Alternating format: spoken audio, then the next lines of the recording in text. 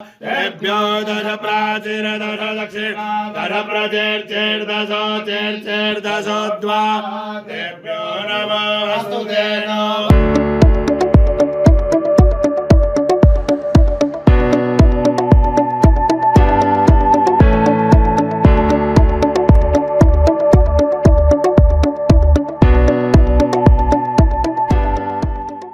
यहाँ पर पांडवों ने वनवास के समय निवास किया था और अपने हाथ से 5 कुंड खोदे हैं पांचों भाइयों ने, जिनके युधिष्ठिर, भीम, अर्जुन, नकुल, सहदेव, इनके पांचों के नाम से 5 कुंड बने हुए हैं।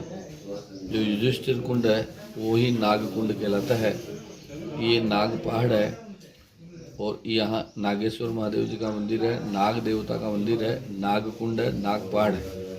इसलिए नाग पंचमी को विशेष पूजा यहाँ पंचकुंड स्थान पे की जाती है, जिससे जिसके भी कुंडली के अंदर राहु और केतु के बीच में सभी ग्रह आ जाते हैं, उनको काल सर्प दोष कहा जाता है। काल दोष की यहाँ पूजा होती है, जिससे काल सर्प दोष की शांति प्राप्त होती है और उनके जो रुके हुए काम होते हैं वो सभी सफल होते हैं। और यहाँ पंचकुंड के नागकुंड में स्नान करने का फल है कि उसको आगे वाले भविष्य के अंदर कभी भी नाग नहीं डसता है। वो जो एक बार स्नान कर लिया वो नाग से रक्षा उनके जीवन भर रहती है और नाग देवता उनकी रक्षा करते हैं। आपका नाम बताइए। पंडित सुभाष पारस। नाग पंचमी का जी विशेष नागों की पूजा होती है और आज उसी में नाग पंचमी है सावन के, और सवेरे से यहाँ लोग आ रहे हैं, जा रहे हैं, पूजा कर रहे हैं नागों की। सवेरे से पूजा कार्यक्रम चालू है। कई लोग यहाँ नाग दोष भी, क्यों जी, पंडित जी हैं नाग दोषे कराने आए हैं और भी कई लोग करा के गए, कई लोग करा रहे हैं। आज के दिन वैसे बहुत महात्म है जी।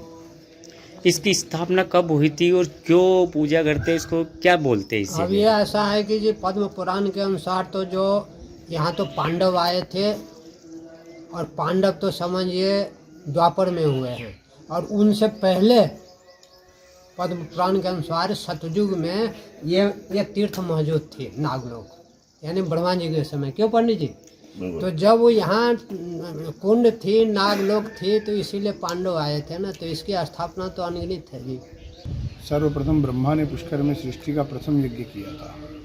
उस यज्ञ के समय ये जो यज्ञ स्थल पर्वत है, इसको शास्त्रों में यज्ञ स्थल पर्वत कहते हैं। परंतु जब ब्रह्मा जी के यज्ञ में विष्णु जी के वाहन गरुड़ का और भगवान शंकर के जो सर्प, गले में सर्प था, उसका युद्ध हुआ था, तो उसकी अशांति को शांत करने के लिए ब्रह्मा जी ने प्रार्थना करी नागों से कि दक्षिण दिशा कर निवास, दक्षिण में जाके निवास करिए।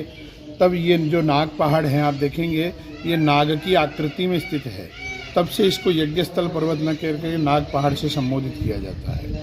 और जो पचकुंड के ऊपर वासुकी नाग हैं, सब नाग आकर के यहाँ विद्यमान हो गए थे। वासुकी नाग जो समुद्र मंथन के समय था, उस वासुकी नाग का परिवार सहित वहाँ पर मंदिर है, और वहाँ पर नाग और नागिन, वासुकी नाग की पत्नियाँ और नाग देवता का वहाँ पर आज भी स्वरूप चित्र विद्यमान है।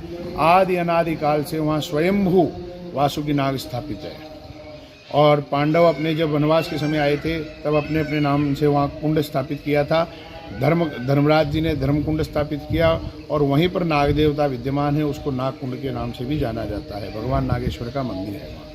पूजा, इसकी पूजा क्या महत्व है, क्यों होती है इसकी? काल सर्प योग कुंडली के अंदर जब होता है, राहु केतु के द्वारा, जब ग्रसित कुंडली में राहु और केतु के मध्य में जब सब ग्रह आ जाते हैं, तब काल सर्प योग का निर्माण होता है। पर इसमें देखा हमारे ज्योतिष के आधार पर देखा था कि कहीं पाप स्थान पर तो नहीं है, या सूर्य के साथ में यदि राहु बैठा है तो सूर्य ग्रहण योग बनाता है, केतु के साथ में चंद्रमा बैठ गया है, या एक दूसरे सूर्य चंद्रमा के साथ राहु केतु बैठते हैं ग्रहण योग बनाता है। तो ऐसे तो काल सर्प योग मुख्यतः 12 प्रकार के हैं, परंतु शास्त्रों के अंदर 200 सूक्ष्म से ज्योतिषों ने जो सूक्ष्म विचार लिंग किया है, उसके हिसाब से 288 प्रकार के काल सर्प योग